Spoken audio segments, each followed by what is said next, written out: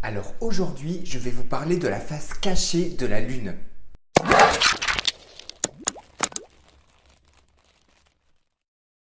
Vous avez probablement déjà remarqué que la Lune présente toujours la même face à la Terre. Que ce soit la pleine Lune, un premier quartier ou un croissant, on voit toujours le même côté depuis la Terre et ce, quel que soit l'endroit sur Terre où l'on se trouve. Ce n'est d'ailleurs qu'en 1959 que pour la première fois, la face cachée de la Lune se dévoilait à nos yeux grâce à la sonde soviétique Luna 3 qui la photographia pour la première fois. Et ce n'est que cette année, en 2019, que pour la première fois, une sonde à Aluni s'est posée sur cette face invisible depuis la Terre. Cet exploit a été réalisé par les Chinois. Made in China. Mais alors pourquoi est-ce que l'on voit qu'une seule face de la Lune ? Elle tourne pas sur elle-même. Ok, prenons cette hypothèse. Ok, viens ici. Comme ça ?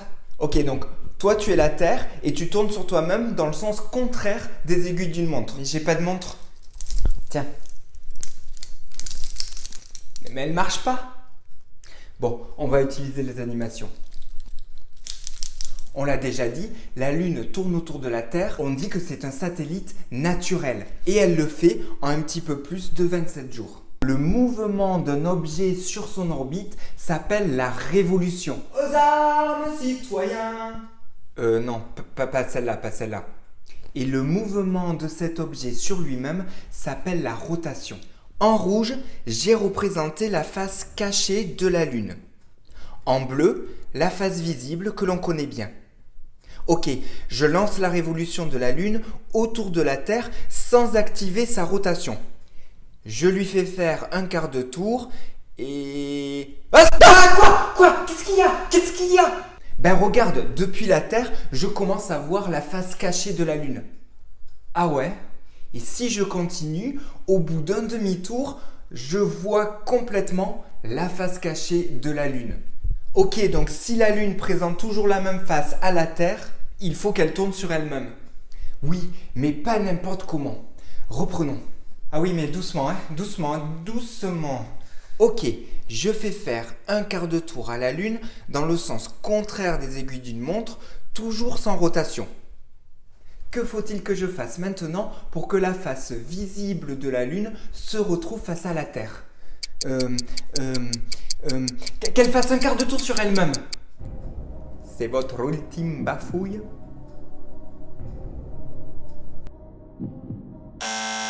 Ah mais non, mais dans l'autre sens quoi, dans le sens comme ça des aiguilles d'une montre, même si la mienne ne marche pas. Si la Lune nous présente toujours la même face, c'est bien qu'elle tourne sur elle-même, qu'elle effectue une rotation, mais pas de n'importe quelle manière. En fait, elle effectue sa rotation dans le même temps et dans le même sens qu'elle effectue sa révolution autour de la Terre, c'est-à-dire en un peu plus de 27 jours. C'est ce qu'on appelle le mouvement synchrone. Ok, donc à chaque fois que la Lune fait un quart de tour sur elle-même, dans le même temps et dans le même sens, elle effectue un quart de tour autour de la Terre. Et lorsqu'elle fait un demi-tour autour de la Terre, dans le même temps et dans le même sens, elle fait aussi un demi-tour sur elle-même. Attends, mais quelle coïncidence quand même! C'est fou! Ce n'est pas tout à fait une parfaite coïncidence. L'attraction gravitationnelle entre la Terre et la Lune crée des forces de marée. On connaît tous par exemple les marées qu'exerce la Lune sur nos océans. Mais en réalité, les marées s'exercent sur tout le globe, même les continents. On parle de marée continentale ou de marée solide. Et si la Lune exerce des forces de marée sur la Terre elle-même, 4 fois plus grosse en diamètre, exerce aussi des forces de marée sur la Lune. C'est ce phénomène qui principalement a eu pour effet de ralentir la rotation de la Lune et de la synchroniser avec sa révolution pour atteindre ce point d'équilibre. A l'inverse, les forces de marée qu'exerce la Lune sur la Terre ont aussi deux effets. La première est de ralentir la rotation de notre propre planète. Mais ce n'est visible qu'à des échelles de temps extrêmement longs, des temps géologiques. N'empêche qu'il y a plusieurs millions d'années, la Terre tournait sur elle-même en 18 heures au lieu de 23h56 aujourd'hui. Le deuxième effet éloigne la Lune de notre planète à raison de 3,8 cm par an. Et il y a d'autres exemples de rotation synchrone dans le système solaire? Oui, beaucoup même. Les 4 lunes principales de Jupiter, par exemple, sont toutes en rotation synchrone avec leur propre révolution. Titan aussi, par exemple, le principal satellite de Saturne. Mais l'exemple le plus remarquable concerne Pluton, la planète naine au-delà de Neptune. Pluton possède un satellite du nom de Charon. Excuse-moi, mais moi je lis Charon. C-H-A-R-O-N. Non, on dit bien Charon. C'est le nom d'un personnage de la mythologie grecque. Charon est à peine 2 fois plus petit que Pluton. Tout comme la Lune, Charon tourne sur lui-même dans le même temps et dans le même sens qu'il ne tourne autour de Pluton, en 6 jours, 9 heures. Donc comme la Lune, Charon présente toujours la même face à Pluton. Mais ce n'est pas tout. Pluton elle-même effectue sa rotation également dans le même sens et dans le même temps que Charon, en 6 jours, 9 heures. Non seulement Charon présente toujours la même face à Pluton, mais Pluton présente aussi toujours la même face à Charon. En fait, elles se font toujours face.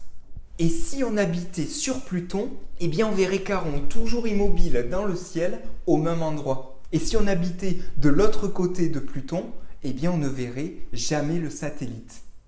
Un mouvement synchrone est aussi appelé une résonance spin-orbite 1-1. C'est-à-dire que pour une rotation effectuée, l'objet va effectuer dans le même temps une révolution. Le mouvement synchrone est en fait un cas particulier de la résonance spin-orbite. Mais certains objets sont capturés dans des résonances spin-orbites différentes. C'est le cas par exemple de Mercure, la première planète du système solaire. Mercure n'est pas en mouvement synchrone, elle n'est pas en résonance spin-orbite 1-1. Par contre, elle est en résonance spin-orbite 3-2. C'est-à-dire qu'elle effectue 3 rotations dans le même temps qu'elle effectue 2 révolutions autour du Soleil. Ok, je vais aller me mettre en résonance 1-1 moi aussi.